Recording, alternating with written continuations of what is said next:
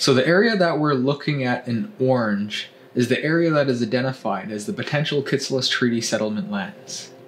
The lands in itself totals in and around 90,000 acres. The 90,000 acres are located in an area that is core to Kitselas between Fiddler Creek, Kitimat, and the Ginadoix River Valley. As we zoom in here, it identifies the potential treaty settlement lands that are located around the Onion Lake Hills and the Kitimat River. As we continue up the valley, we see the potential treaty settlement lands that are around Lake Howells Lake and that touch the Lake Howells River, as well as the areas in and around Jack Pine Flats. While we zoom in, we can see the potential settlement lands that surround the Kitselas IRs of Kashish, as well as Jimdamash, as well Kitselas IR1 Gadaus. And then we continue up the river and we can see the treaty settlement lands that surround Jimdamash. You can see the treaty settlement lands that stretch from mountaintop to the valley floor and then back up the mountaintop. Further down the river, we come to another area in and around Legate Creek, known as Isinaguac, or more traditionally Nagox Cadet.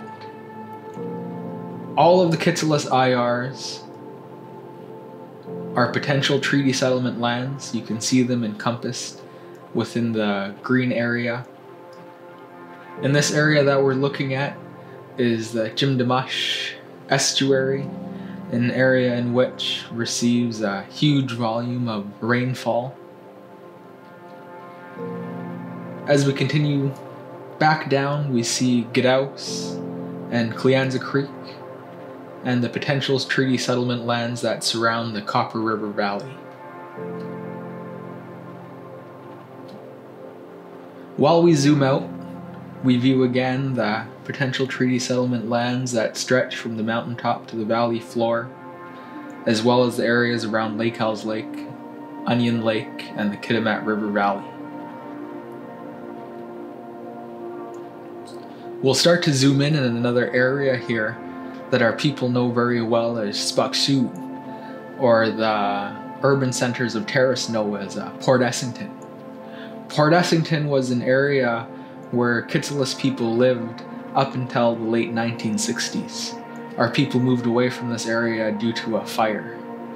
You can see the areas identified as the potential treaty settlement lands where Kitselas and Kitsenkalem will continue to work together in the same way that we have done in that area.